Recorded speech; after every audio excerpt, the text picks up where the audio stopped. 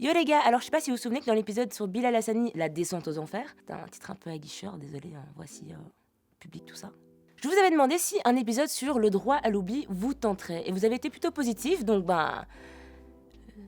le moment est venu quoi.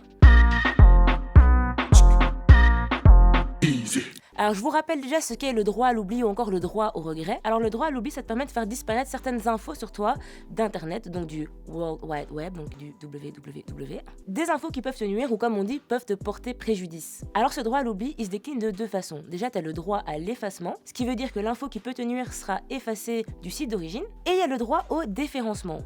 En gros, imagine que ta pote Marie Pimprenel avait un blog quand vous aviez 13 ans. Elle postait tout et surtout elle a posté une dédicace avec une photo bien tête à toi et bien sûr ton nom et ton prénom. Maintenant, si tu fais une demande de déréférencement à Google, on ne tombera plus sur le blog de Marie Pimprenel quand on tapera ton nom. Mais attention, ça ne veut pas dire que ce fameux big up, ce fameux article sur toi sera supprimé. Donc si quelqu'un va sur le site de Marie Pimprenel, son blog, il trouvera l'article.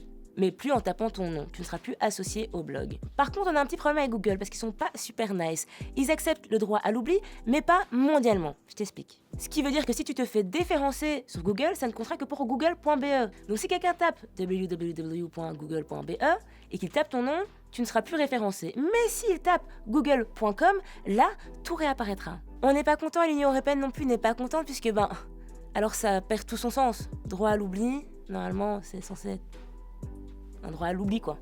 Donc maintenant, si un francophone québécois tape ton nom sur google.ca, donc Canada, il trouvera tout ce que tu as voulu faire effacer via google.be. Ça n'a pas de sens. Maintenant, passons à Facebook. Tu veux définitivement supprimer ton compte. C'est possible. Qu'est-ce que ça va engendrer ? Toutes tes publications, ton profil évidemment, et tes photos vont disparaître et sont supprimées définitivement. Ok. Tu ne pourras plus utiliser Facebook Messenger, obviously. Et tu ne pourras plus te loguer avec ton compte Facebook sur Asos, Zalando ou Spotify. Maintenant, quand on passe aux messages privés, c'est une autre affaire. Parce que oui, tu vas supprimer ton compte, donc tes conversations vont se supprimer, mais tes potes, eux, auront toujours les messages que tu leur as envoyés, que ce soit en 2016 ou en 2018, dans leur boîte. Donc il y a toujours une trace au final.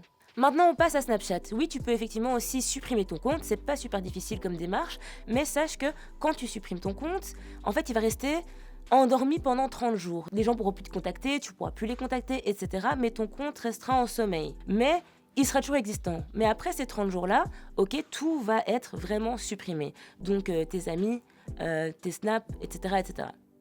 Par contre, Snapchat te précise bien qu'en fait, ils peuvent quand même garder des données personnelles sur toi, pour des raisons de sécurité, des raisons légales et des raisons commerciales. Donc par exemple, si tu as acheté quelque chose sur Snapchat, via Snapchat, ils peuvent garder cette information.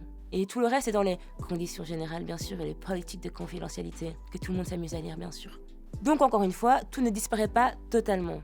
Alors je sais pas si vous vous souvenez, mais j'avais fait un épisode où j'explique comment télécharger les données personnelles que Facebook a sur vous. Et on peut en fait faire la même chose avec Snapchat. Il faut envoyer une demande, une request, et vous aurez aussi toutes les infos que Snap a sur vous.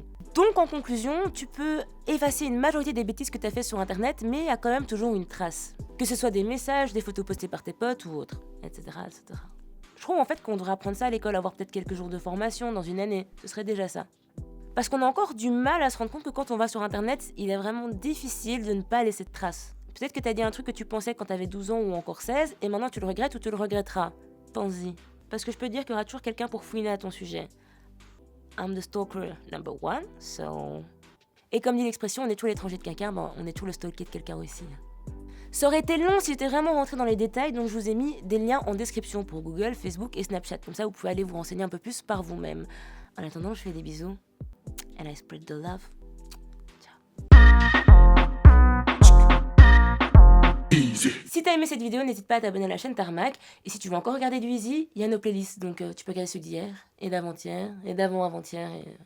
tu m'as compris. Et n'oublie pas quand même de t'abonner à notre compte Insta.